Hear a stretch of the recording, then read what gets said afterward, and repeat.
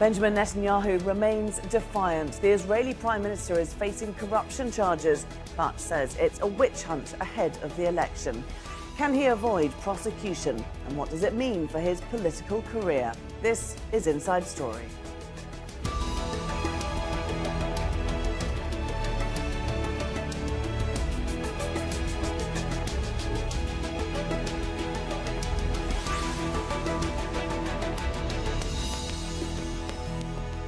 Hello there, I'm Laura Kyle. This is Inside Story. Welcome to the programme. He's the first sitting Israeli Prime Minister to be put on an official notice of planned prosecution on charges of bribery, fraud and breach of trust. But Benjamin Netanyahu says he's innocent and will stay in his post. Israel's Attorney General says he plans to indict Netanyahu on corruption charges. If convicted, he could face up to 10 years in prison. Netanyahu dismisses the allegations as a political witch hunt designed to oust him from power. And a hearing to decide if the prosecution goes ahead won't take place until after Israel's general election in April. So what's likely to happen if, by then, Netanyahu has won a fifth term as Prime Minister? We'll be speaking to our guests in just a moment, but first let's take a closer look at the possible charges. The Attorney General is recommending Netanyahu be charged with using his influence to help a friend at the country's largest internet provider in exchange for positive coverage on its website, and also of colluding with Israel's top-selling newspaper for favourable coverage. Netanyahu is also suspected of receiving more than $250,000 worth of lavish gifts from business tycoons. In a TV address on Thursday, Netanyahu said the case would, quote, collapse like a house of cards. For 3 years, they have been carrying out a political pursuit against us, an unprecedented hunting expedition with one goal: to topple the right-wing government led by me and to bring to power the leftist party of Lapid and Gantz. They have put inhumane pressure on the state attorney general. I tell you, the citizens of Israel, this house of cards will collapse. I'm absolutely certain of that. I'm certain of it 4,000%. I plan on serving you and the state as Prime Minister for many years.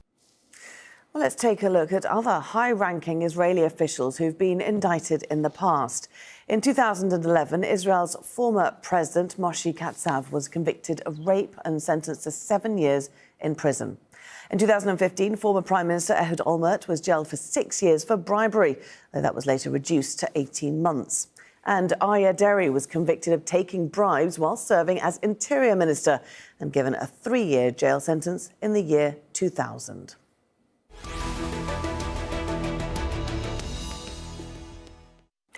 Well, let's bring in our guests now. And joining us from Tel Aviv is Akiva Eldar, Israeli columnist for Our Monitor and co-author of the biography of former Israeli President Shimon Peres.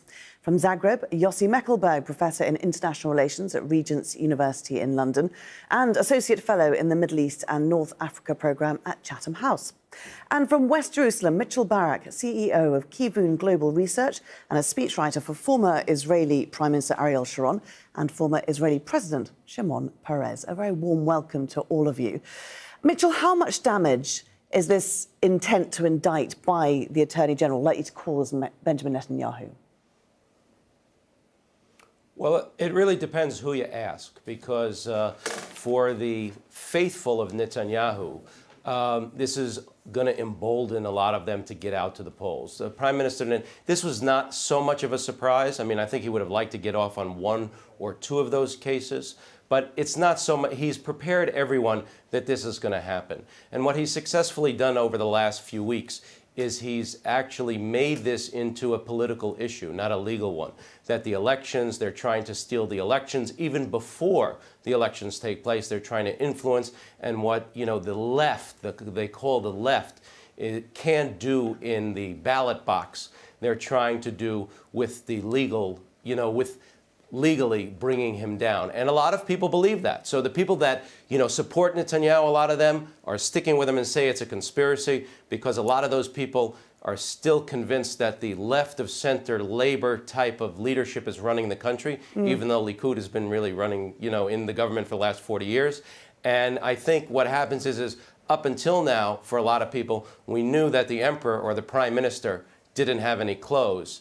And now when you see it, that he doesn't have any clothes, he actually borrowed clothes from someone else, it looks really bad for everyone else. Do you think, Akiva, that Netanyahu genuinely believes that he's done anything wrong here? It's a great question. Netanyahu, according to experts, psychologists who analyzed his personality, is a clinical narcissist. It's all about him.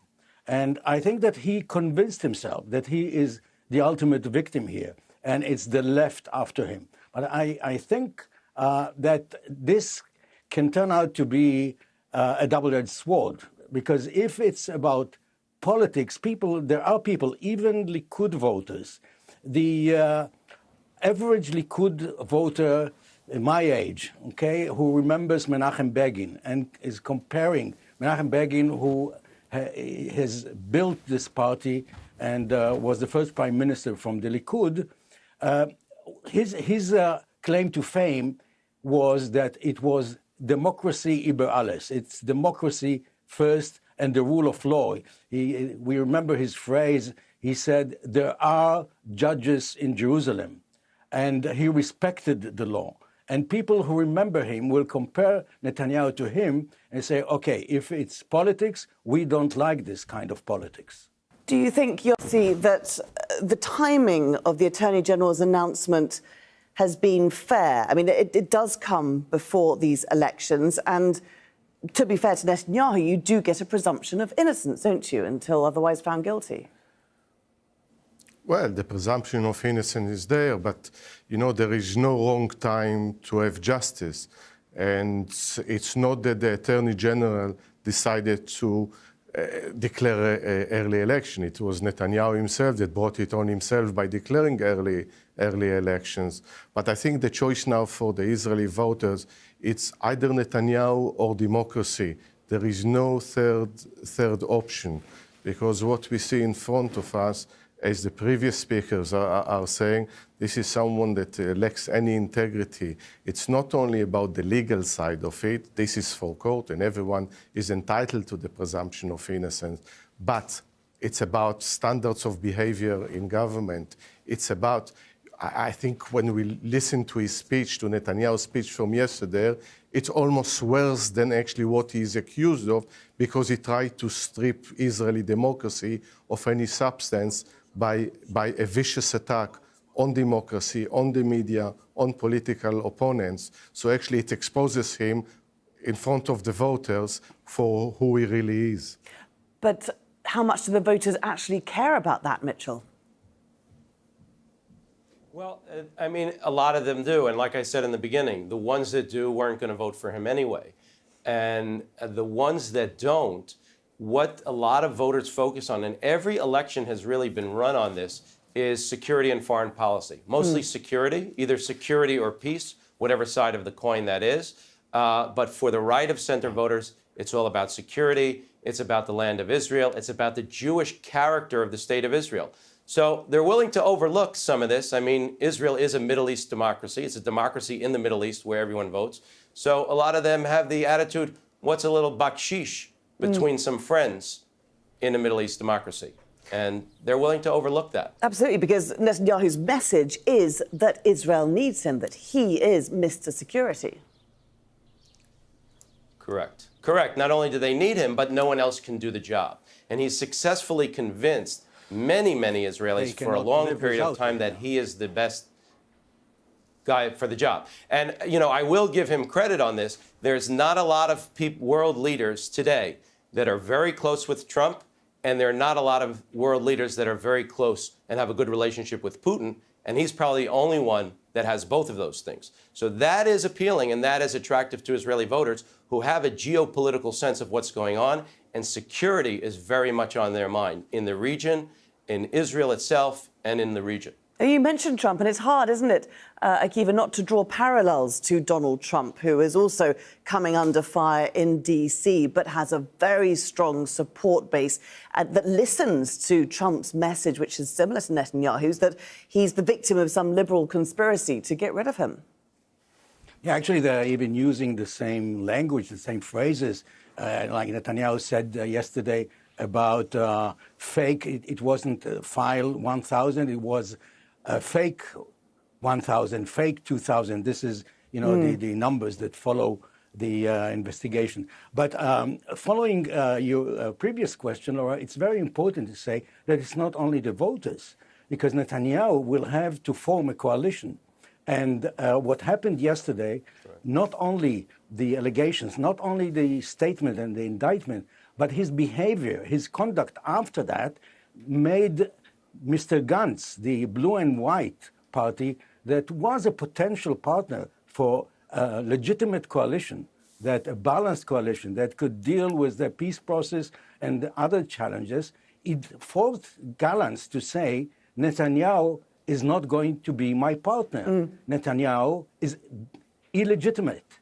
And this is now, the Israeli voters know now that it will be very, very difficult, if not impossible, for Netanyahu to form a coalition. He will have to maybe to form a coalition with the Kahanists, with, those ultra, extra large radical right.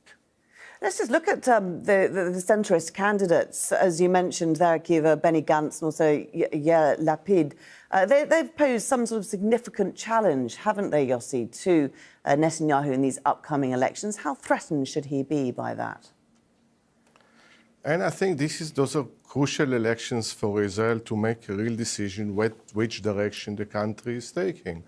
Is it taking the Netanyahu direction, which is morally corrupt, it's tainted by this kind of allegation, and also veers sharply to the right and includes in government extreme racists, people that believe in the transfer of Israeli Palestinians and Palestinians from the West Bank to other countries, or a more considerate, I won't call it left as Netanyahu, it's at best a centrist party like the one led by Benny Gantz and Yair Lapid, that's under certain circumstances is ready to make the compromise needed for peace with the Palestinians. It has more leaning towards social justice and need to be tested in government. I think this is the choice. I agree with the previous speaker.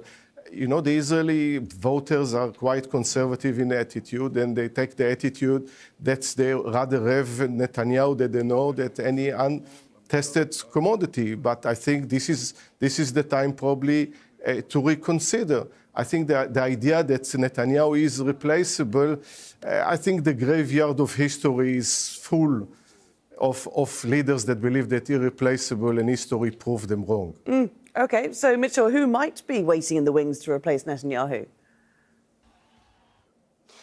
Well, it's hard to say at this point. I mean, Gantz and Lapid, the tag team or the duo, the dynamic duo of Gantz and Lapid, is certainly making a play for it.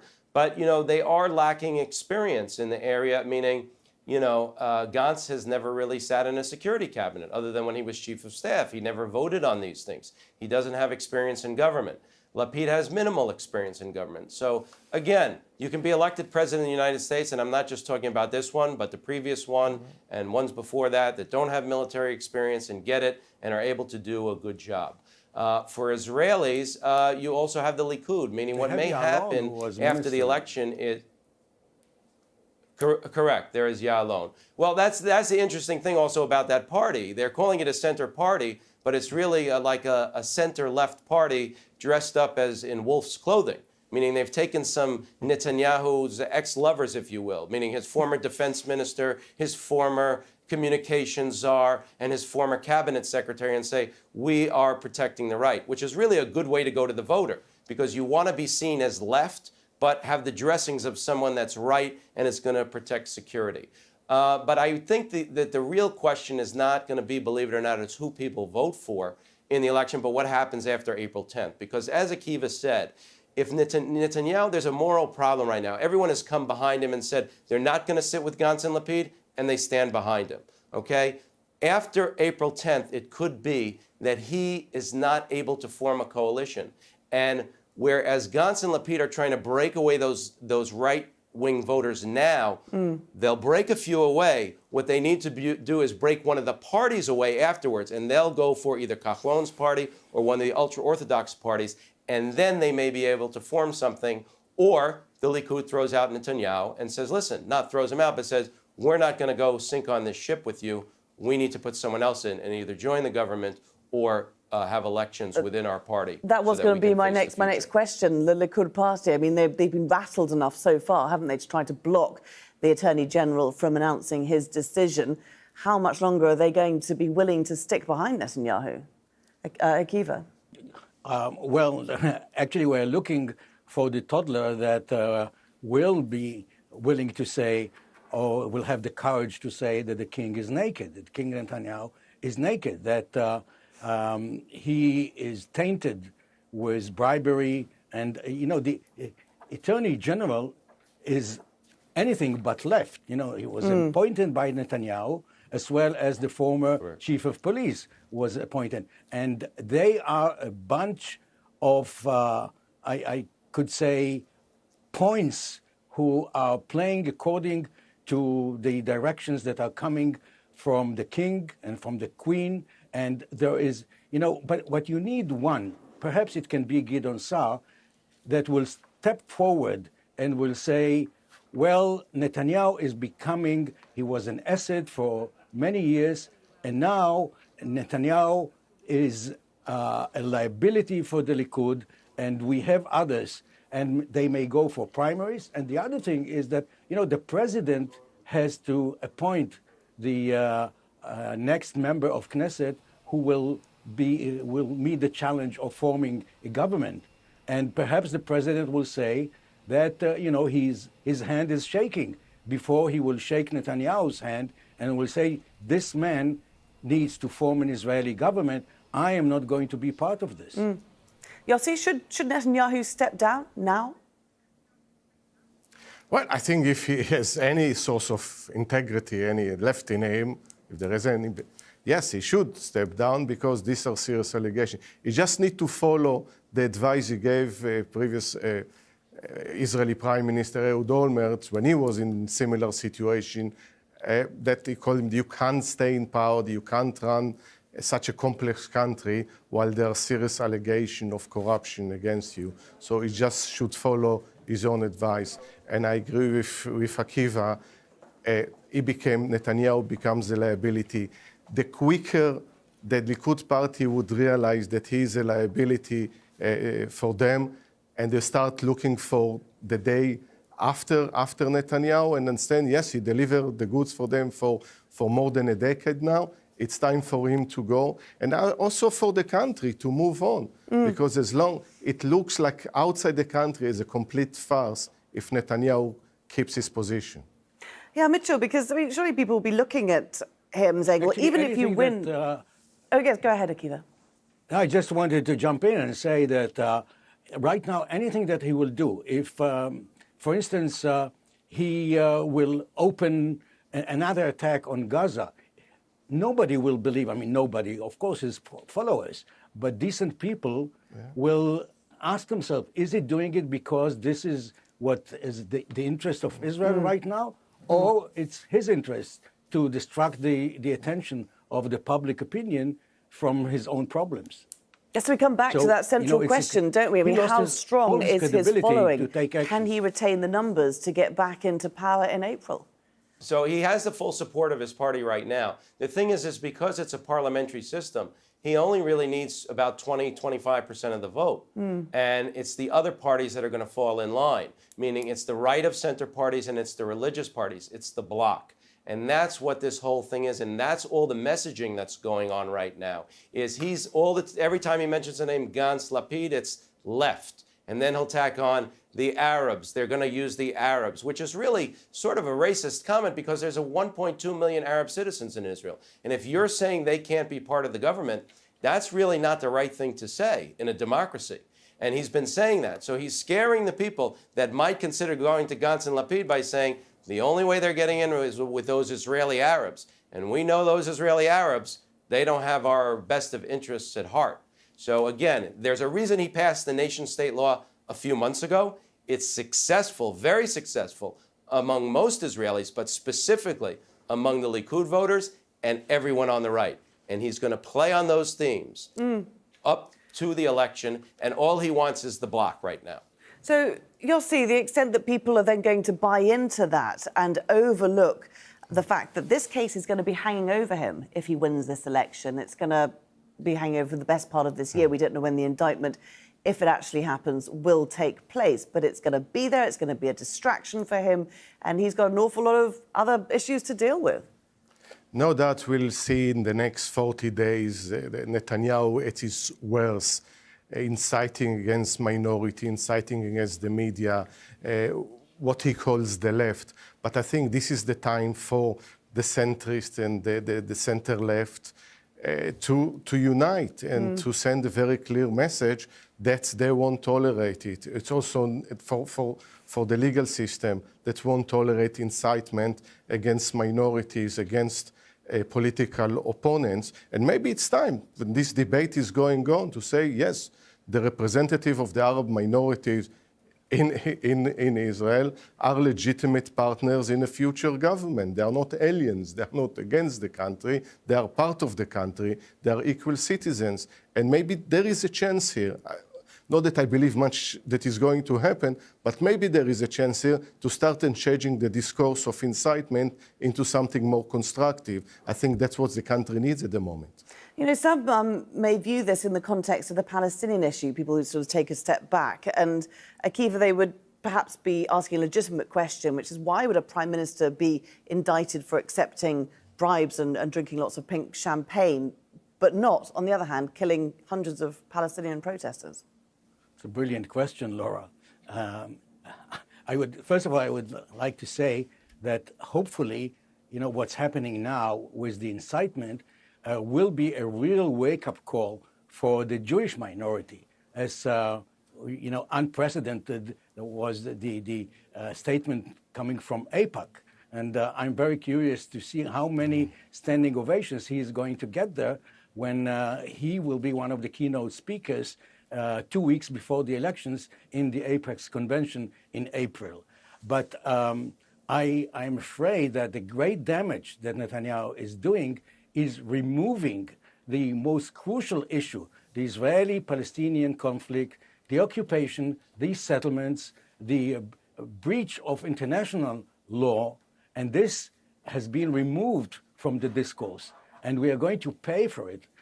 And well, I hope that perhaps President Trump will save us and will put forward his blueprint, and the Israeli public will have to make up his mind. As Trump said a few months ago, if you don't if there is no progress in a two-state solution, you are going to get Abu Mazen as your prime minister. So perhaps, you know, he will save us from ourselves. Indeed. I mean, that's the thought, isn't it? Mitchell, Trump's so-called deal of the century, forcing this issue back on the table.